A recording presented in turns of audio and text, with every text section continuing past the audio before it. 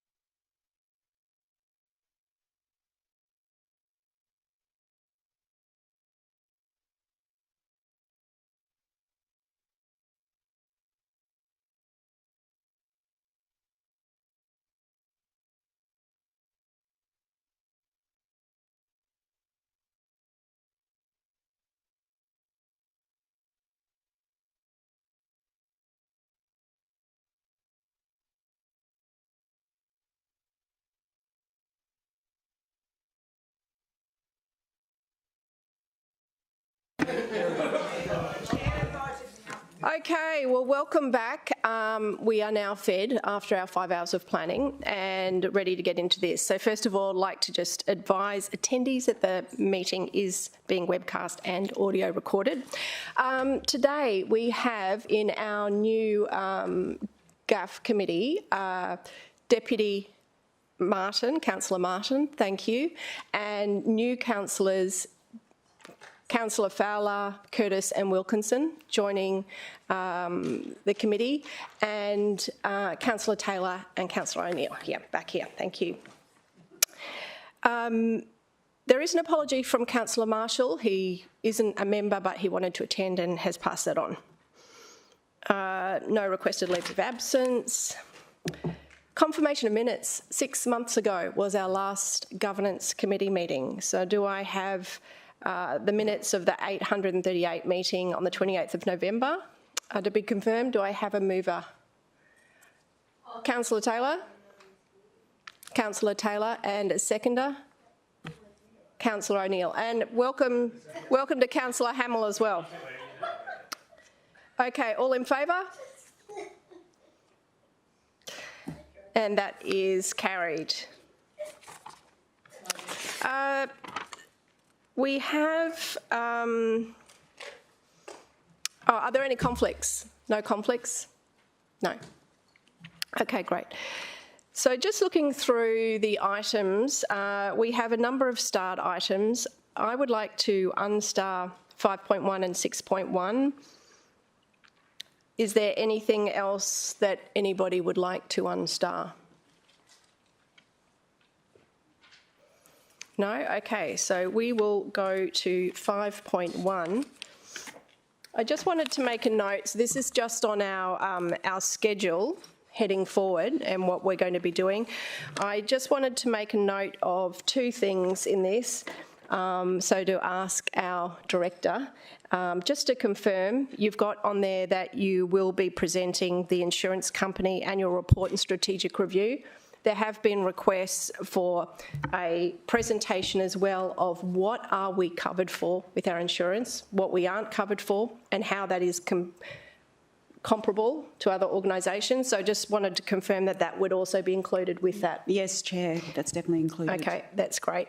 And then the other thing I just wanted to note, the risk appetite feedback session. So we will host a workshop to workshop the risk appetite. The exec and the organisation has done a lot of great work on the risk profiling, and then it's up to us to have a review of that. So I'm not sure whether that will make it to 8:45 on timing, but we can confirm that again at 8:40 at the next committee meeting. Yep. Okay, so do I have a mover? I move that. Do I have a seconder for 5.1? Okay, great. Councillor Fowler, and all in favour? Great, so that's carried. 5.1. The second one, 6.1, page 18. Oh, thank you very much. Okay, so start items. So we have start items 6.2, 6.3, 6.4, 7.1 and 7.2. So who would like to move the start items? Councillor O'Neill, seconded Councillor Taylor. All in favour? Thank you. Thank you for that. Okay. So if we now go to 18, looking at the Audit and Risk Committee. So these are our notes from the last Audit and Risk Committee. I just had one thing I wanted to highlight more than anything else is, as committee members here know, so we kind of dovetail in with our Audit and Risk Committee, who have external members on it, but that committee doesn't have any decision-making powers. They just give guidance on audit and risk, and Councillor Hamill and I sit on that committee. In item 2.6, on page 20, the Audit and Risk Committee requested a briefing on city investment processes at their next general meeting. And that was coming out of when we had a very significant investment decision to make end of last year, to look at not whether it was the right decision or not, but what was the process around that.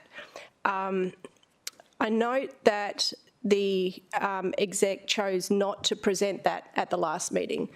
And I just wanted to make mention, I appreciate that there were reasons for that, but I think we should really adhere to the time frame that the Audit and Risk Committee request, and that they would be given the heads up well in advance if there's a reason why what they've requested to come to their committee doesn't come to their committee. I can speak to that if you like, Chair. We are planning at for the 28th meeting on the 28th, the next full meeting of Council, a paper in relation to this matter. That was explained to the committee on the day, and the committee were comfortable with that. We have also given an undertaking at the next Risk and Audit Committee meeting, no matter what the outcome of the discussion is with Council, not in any way seeking to want to preempt that discussion, that we would land and provide this information. It was just deemed inappropriate and, quite frankly, disingenuous to present to Council on what the current investment practices are for the city if we are looking at a comprehensive review of them as part of the meeting on the 28th, which is why we elected to not to take it. But your point, Chair, is well made, and I'm happy to provide that back to the officers. Thank you. Are there any other questions or comments on that item? No? Okay. I'm happy to move that second for that we accept the 6 point. Councillor Martin, all in favour? Carried. Great. Thank you. So our next item is 6.5, the Council Plan and City Operation Plan Progress Report. So first of all, are there any questions about that?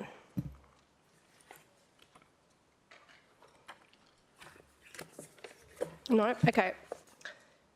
Well, I have one. So on page 56, hang on. On page 56, thank you, there's just a note to making a change to a operational item, which is a very small matter. However, when I had a look at it, I was just not comfortable with what we are defining that is. So I've got some proposed wording, actually. It's looking at delivery of the Sustainable Tourism Project, including destination eco-certification, to help position the Gold Coast as a sustainable tourism destination. And then it's changing the initiative name effectively to take out that destination eco-certification. And there's good reasons for that. It sounds like it's quite a complex and expensive project. But if we look at the definition of what that was in the first place, of eco-certification, it's about prioritising protection of our natural environment, which isn't mentioned in the actual item in the end. So I would just suggest, if it would be accepted by the EGM, that we would rename it to... shall I give that to you? I didn't give that to you earlier, sorry.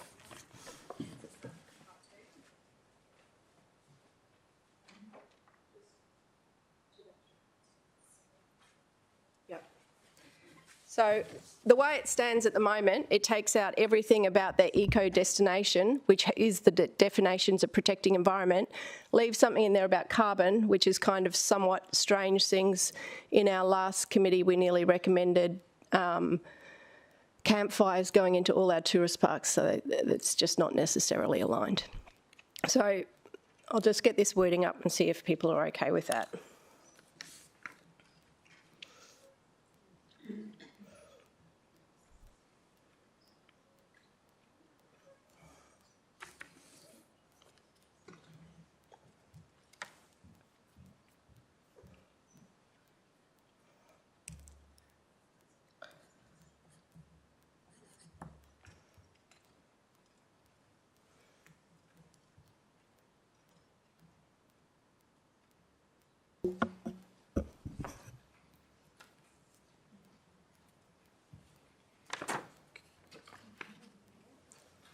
Okay. So there's a slight change to recommendation there. Has anyone got any council? Yeah. Could I just ask officers that change, would it affect any organisational programs in the future, and has it been put in there for any specific reason? No. The City Administration's happy to support the change.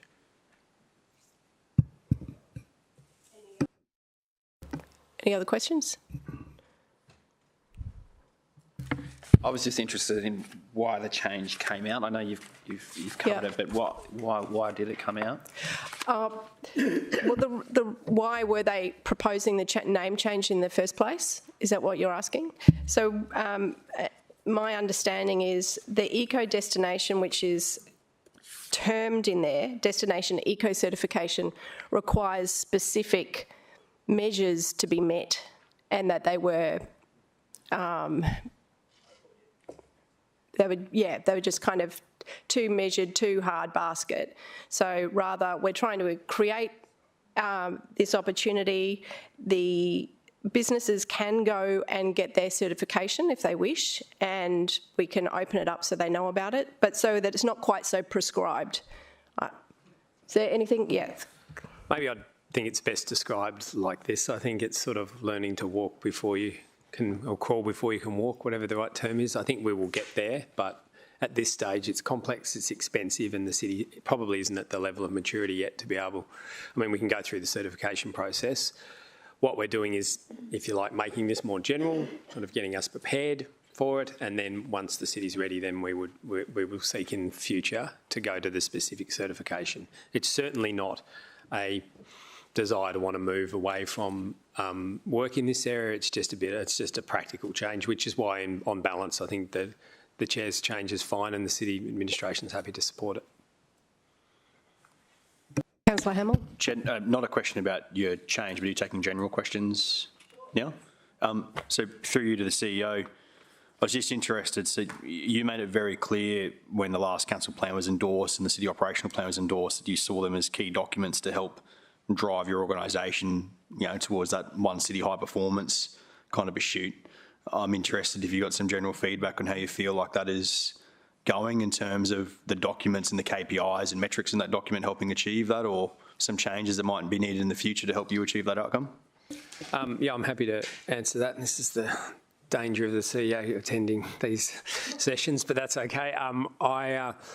So what I would say is we've made some changes to this plan to reflect the new structure and to reflect the new team that's in place. These changes have been made. I think, a document like this will be in a continual improvement process. So I think there's a real danger in these kind of strategies that they get set and they get put on the shelf and then you forget about them. So what we've proposed is a range of changes that help us do that. I think, and that has made it more real and a more live document inside the organisation. Is this the last of those changes? No, but I'm really confident. I think inherent in the question is how's the new structure going and how are the new EGMs going? We're seeing already significant efficiencies and we're seeing significant improvement in the overall functioning of the organisation by moving us away from what was traditionally 5 or even 6 silos into a single organisation, and these changes are part of that. So broadly speaking, I'm very confident that the changes we've made are working and we're starting to see those results. And for everyone watching at home and watching this, I think you'll see some of that come out in the budget as well, based on the way that we're starting to deliver initiatives as a single city rather than those 5 or 6 silos. First, I'll ask for I'll move that and I'll ask for a seconder. Councillor Martin. Are there any other questions? Okay, all in favour? Carried. Great.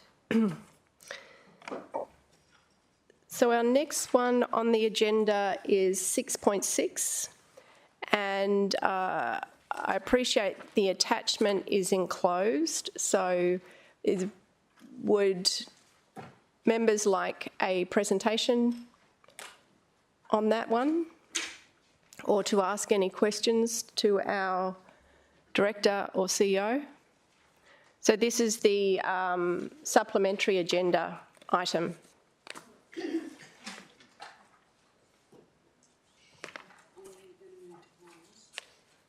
I'm not sure yet.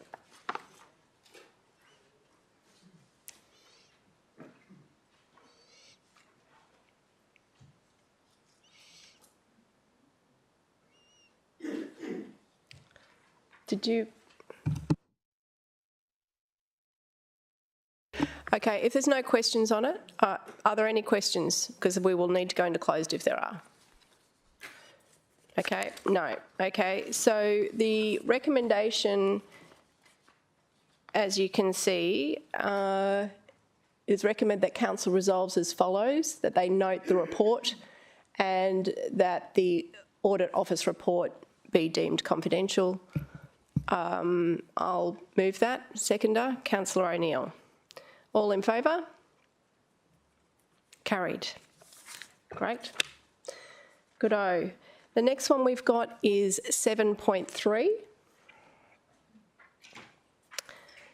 So 7.3, is the sale of land for overdue rates and charges. Again, because of the nature of this, it is an item for closed. I think given we do have new councillors, it does make sense that we have a presentation to understand a little bit about how this works. So I move that we go into closed. Seconder, Councillor Wilkinson. And reason will be on here shortly.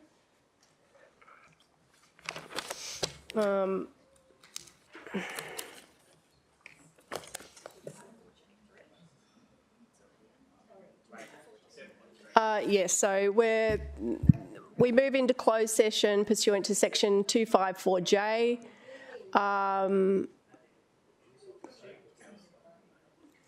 So all in favour going into close so we can have a, there we are, okay, and we're in close.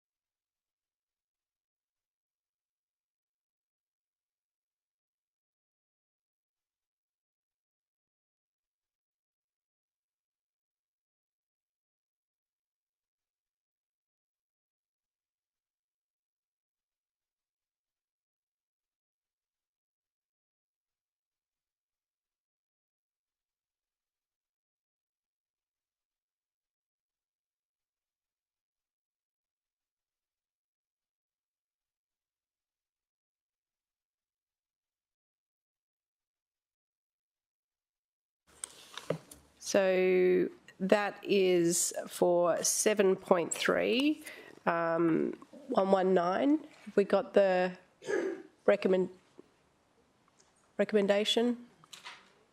There we are. So mover for this? Councillor Wilkinson, Councillor O'Neill, seconder.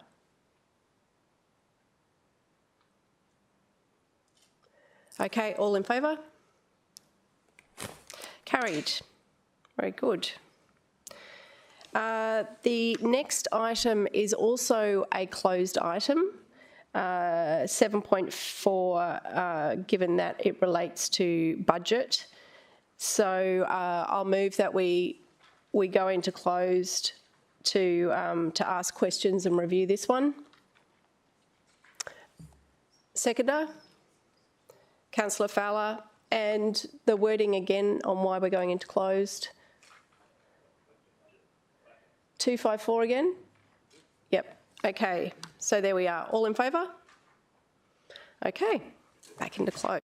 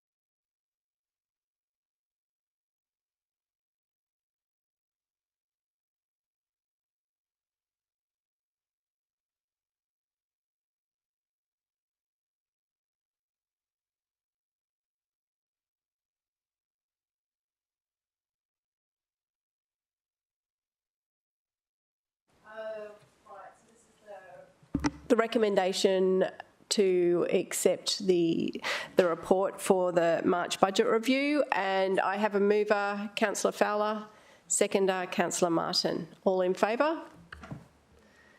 Okay, very good. General business items. Oh, you don't pay that. I am aware of two. The first one, city mowing. So we are very cognisant that we had a very, very difficult summer period, that when it rains it's hard to mow. However, there has been a significant impact on amenity which we aren't comfortable about. So the recommendation is that a review be undertaken including supervision of KPIs, completion timeframes. Actually, there was an updated one. Can you just see if you've got the one that was sent through last night? Oh, is it? Okay. And that a report be provided to committee in advance. Oh, no, that's right. Sorry. Yeah, you're right. Be provided to committee in advance of the next procurement process for mowing. I will move that. Do I have a seconder?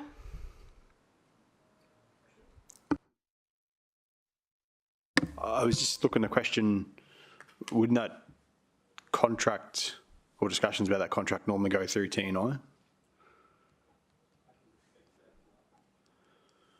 We're not standing, are we? Look, so if it comes back to here, the nature of the report will be in the procurement process that's used.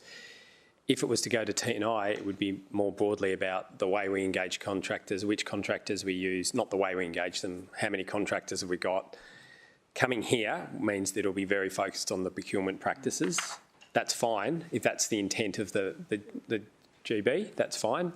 But we wouldn't be talking about the general maintenance of assets in here. That's the difference. But if the will of the committee is that you want to review, and I noticed the last line probably gives me a level of comfort that it's in advance of the next procurement process, then we'll come back to you and talk about how we're procuring mowing. We won't give you the KPIs on how many we've hit and how many mowers we've got and what brand of mowers we use and all of that kind of stuff.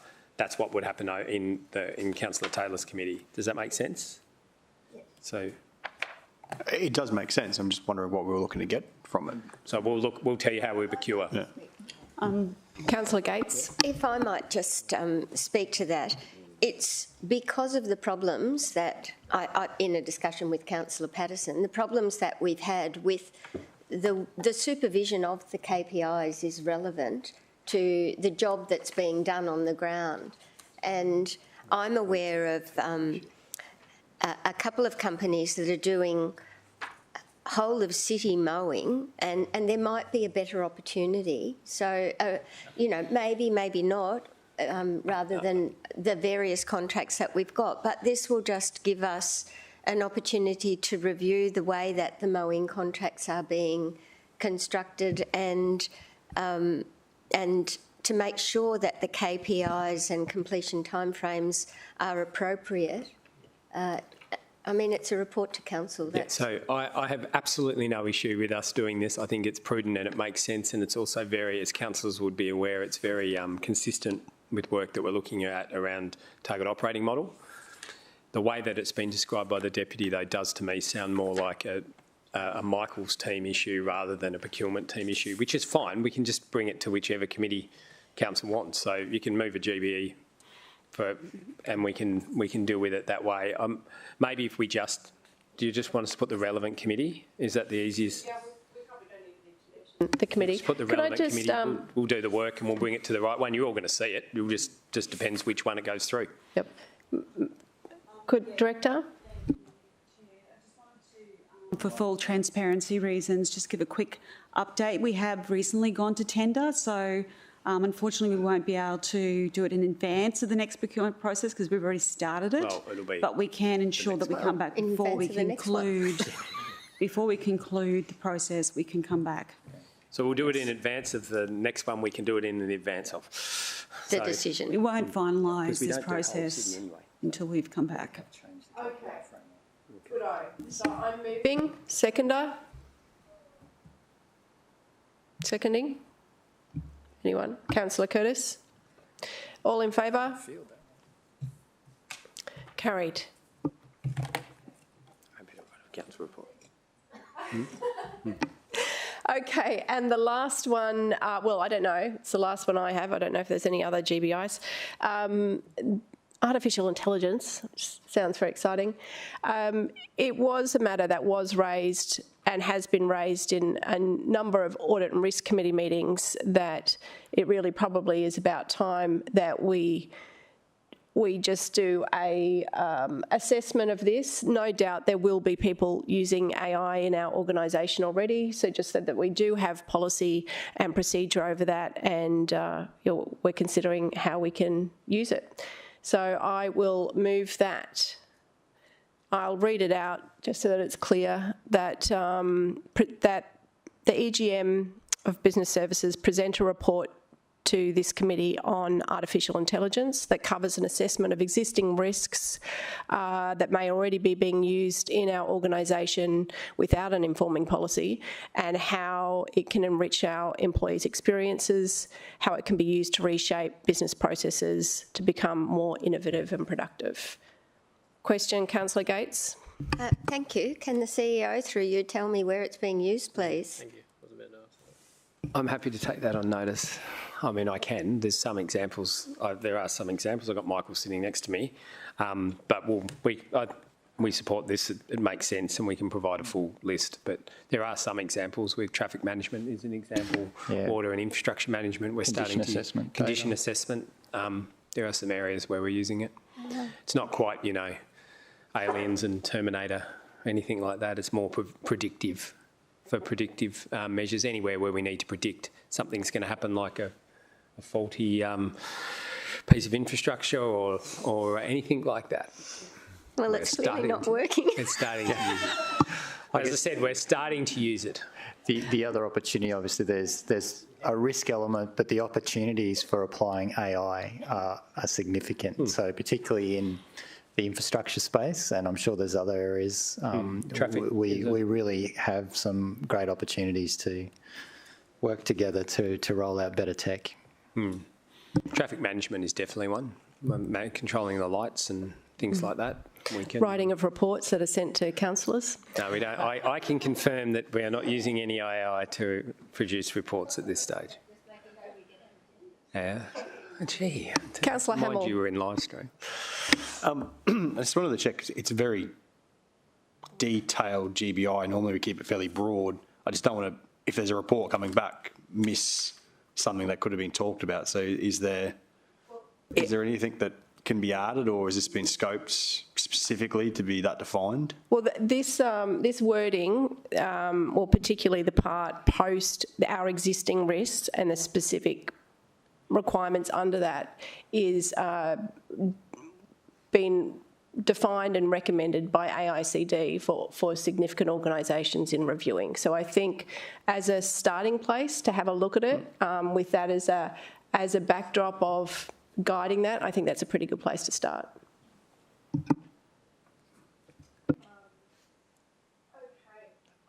Any other questions? No. Okay. O'Neill? Councillor O'Neill's seconding, so all in favour? Okay, done. Very good. Anyone would like to raise? Okay, very good. And at 2:57, I'll call our meeting closed. Well chaired.